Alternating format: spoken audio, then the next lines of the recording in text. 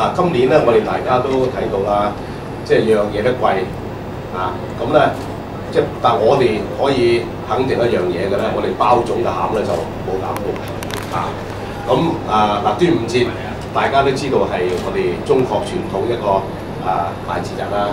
咁亦都有另外一個傳統咧，就係我哋響呢一個端午節嗰陣時咧，大家一家團聚食下粽、傾下偈，分享下半年裏邊響地區國家發生嘅大事。